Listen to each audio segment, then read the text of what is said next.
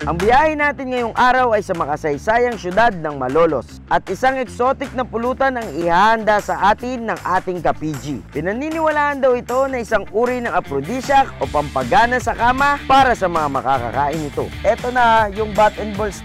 Grabe o putya, sana all baka! Ito ang bat and balls o ari ng baka, pero mas kilala sa lutong soup number 5. Samahan nyo kami sa food trip. Mas malaki pa sa mukha ko, paghahanda, pagluluto, pagkain, moment of truth. Grabe oh, first bite, subukan ng bot mga kamarada.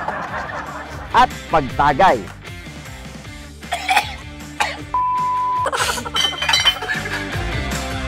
Dito lang yan sa Barangay Sumapang Matanda, Malolos, Bulacan. Kaya tara na't mabusog, malasing, at mag-enjoy sa buhay. Ito ang pulutan serye ng Sambayanang Walwalero. Patay gutom ka ba? Biyaheng PG na!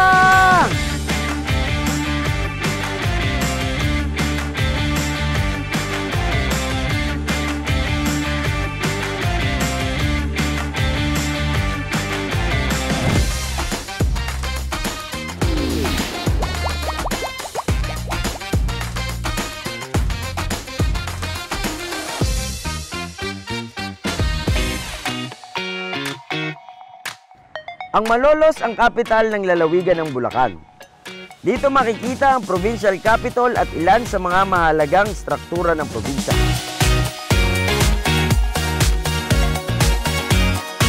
Mga PG, konting history muna. Alam nyo ba na pagkatapos ng ating kalayaan noong June 12, 1898, dito mismo sa Baraswain Church ng Malolos, Bulacan, itinatag ang unang Republika ng Pilipinas noong January 23, 1899 na kung saan ang unang presidente natin ay si Emilio Aguinaldo. Pero hindi lang dito kilala ang Malolos. Dahil kapag pagkain ng usapan, hindi sila papahuli. Ito ang Eurobake. Kilala sila sa paggawa ng pinagmamalaki nilang ensaymada at inipit. Tara mga ka-PG, tikman natin.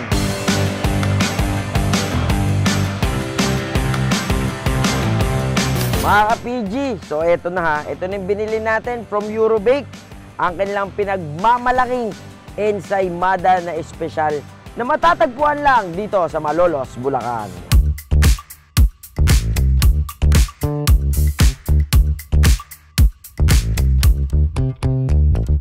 Mga ka-PG, tignan nyo to ha. Sobrang laki niya. First time ko makakita ng ng gantong ensaymada. Kasi yung mga normal is yung mga maliliit lang. Para mas malaki pa sa mukha ko to. Tignan nyo mga ka-PG ha. Mas malaki pa sa mukha ko. So first time natin titikman yung ensaymada na may itlog na maalat. Eto.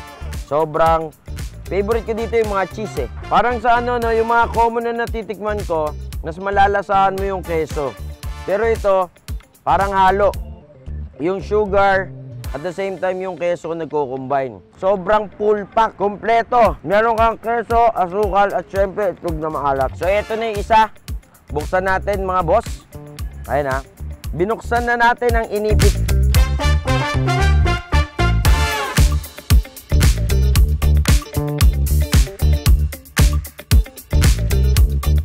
Mga ka-PG, konting trivia lang no. Kaya siya tinawag na inipit. Ito, yung tinapay niya, dalawa, tapos inipit niya lang nandito sa yema na inipit ng dalawang sipon. Pero hindi ko alam kung yun talaga yung tawag ha. Kunyari lang may trivia tayo mga kapatid. Tikman natin yung inipit ng Malolos, Bulacan.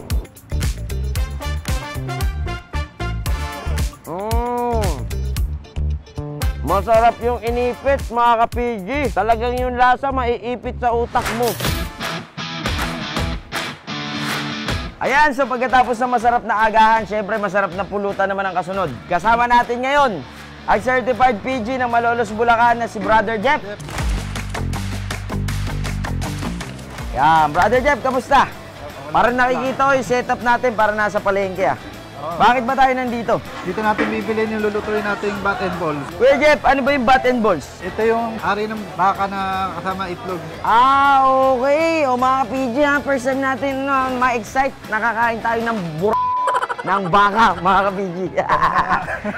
Kuya Jeff, may tawag dito, di ba? Parang soup number 5 ba ang tawag dito? O bakit ba siya tinawag na soup number 5? Kasi ang soup number 1 to 4, baboy, baka, seafood, baka, seafood, tsaka manok. So kaya siya tinawag na ganun para ba hindi malaman? Para di malaman yung loob. Laman. Okay. So alam na natin mga ka-PG kung bakit soup number 5 ang tawag ngayon dito sa lulutuin natin ha. So ayan mga ka-PG, ito na yung bat and balls natin. Pucha, grabe tignan mo to. Ang haba. Pwede mong gawing sinturon mga ka-PG ha. Wait, there's more. Tignan mo to. Kuya Jeff, may buhok. Takit. Ito. Ito. Grabe pucha. Sana all baka. Inihiwalay muna namin ang mga taba na nakabalot sa bat and balls. Pagkatapos ay nilinis ang mga ito ng mabuti bago pakuluan sa kaldero.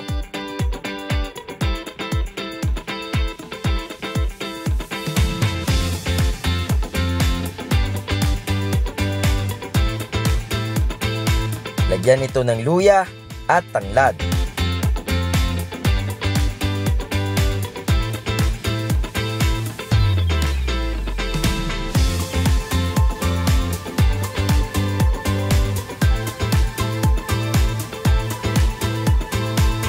Pagtapos ng mga kalahating oras ay maaari nang hanguin ang bat and balls. Hiwain ang mga ito sa maliliit na piraso. Mas maliit na hiwa naman ang gagawin natin sa lutong bopis mamaya. Una nating lutuin ang soup number 5. Sa kaldero, maglagay ng mantika, sibuyas, bawang,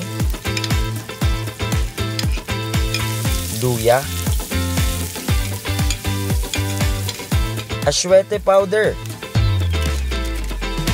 Ilagay ang ari ng baka.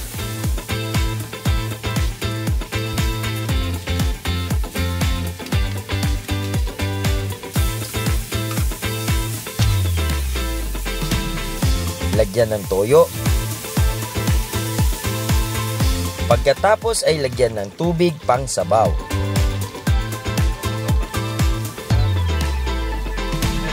Ilagay ang taba ng baka.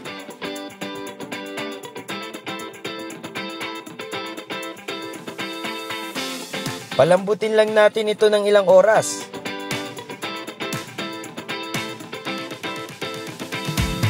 Ilagay ang sibut at star anise.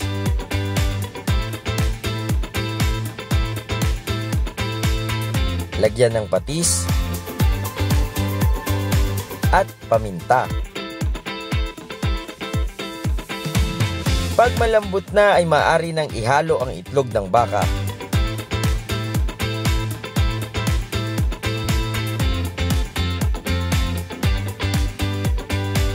Lagyan ng leeks at siling berde.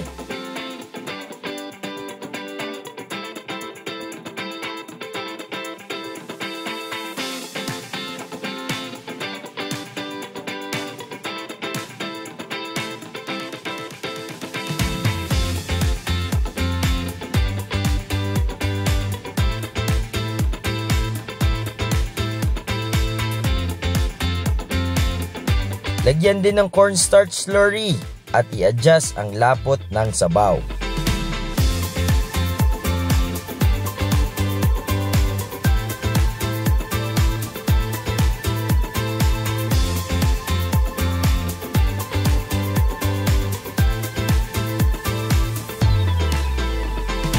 Sa ating bopis naman, maglagay ng mantika sa kawali, bawang, sibuyas, red bell pepper,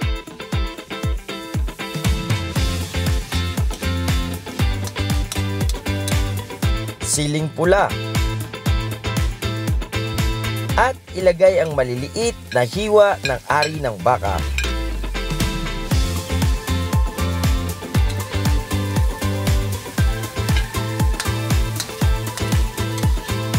Lagyan ng aswete.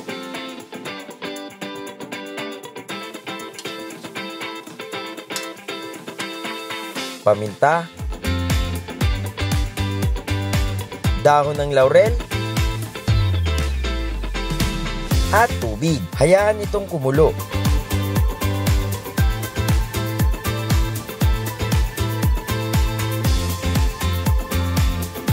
Kapag malambot na ay maaari nang ilagay ang carrots.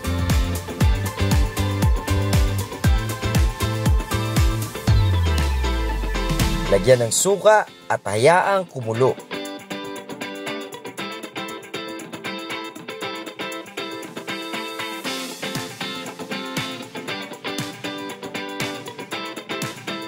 Ilagay na ang itlog ng baka.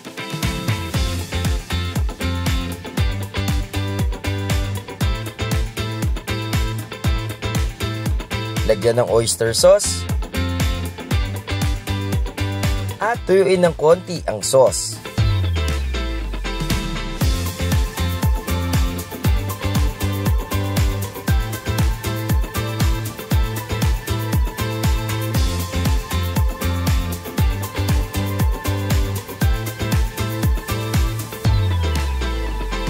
Ayan mga ka-PG, no? So eto na.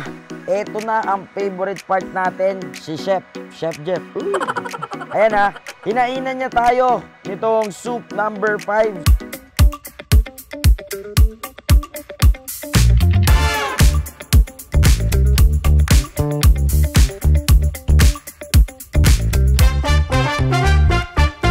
Mga PG, so merong sabi-sabi na kapag kinain mo to, eto nga, yung ano mo, yung Flappy Bird mo, nagiging Angry Bird mga ka-PG ha. O, sa lahat po ng mga nanonood, ito po yung laman ng soup number 5, no?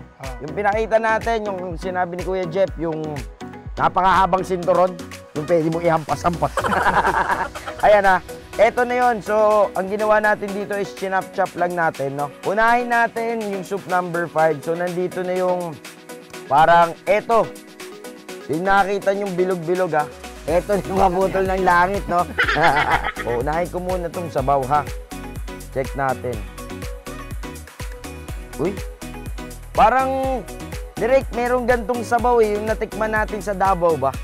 Yung bulkachong. Oo, ganito yung amoy. Ganito yung amoy ng bulkachong. Kalabaw naman yun, pero ganito. Teka, tikman ko lang mga ka-PG. Ito, kaamoy niya. Tikman natin mga ka-PG. Uy, ang sarap.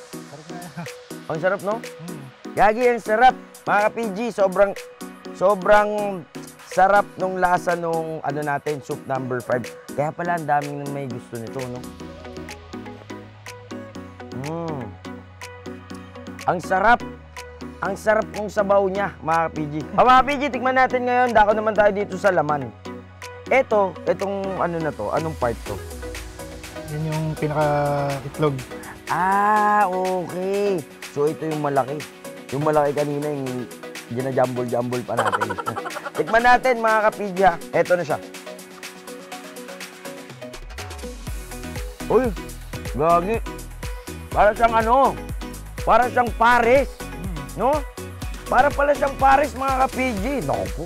Yung lasa niya, ano, perfect. Basta parang pag kinagat mo, parang pakiramdam mo, nakapulupot sa iyo yung hawak natin kanina. Pinakasunduro na gano'n, no? Tapos, ano, sinubo mo na lang bigla. Pero masarap, mga PG. Tikman na natin, mga PG. Ito na. Moment of truth. Grabe, oh. First bite. Subo ka ng mga kamal. Susubo na ako, mga kapatid.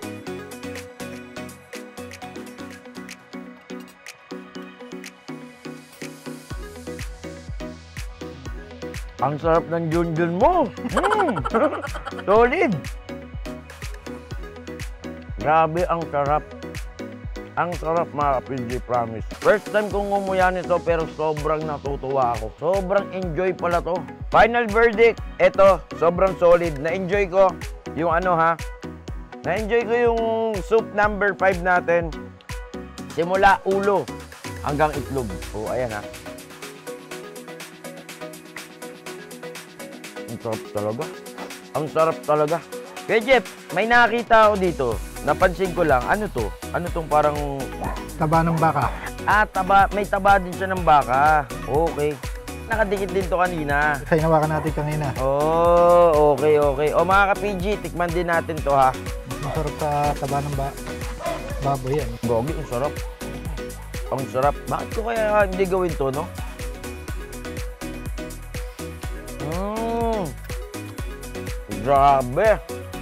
Grabe. O ayan, so mga ka-PG, dadako naman tayo dito sa Bopis.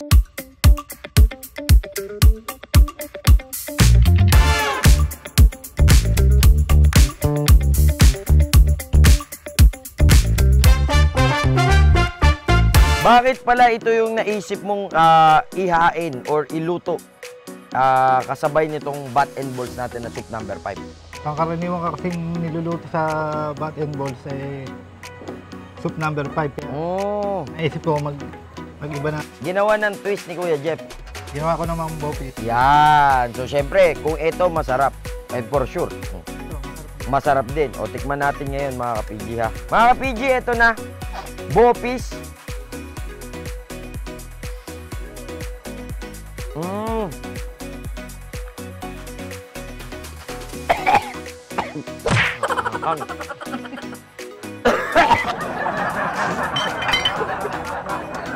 Utang ang hang.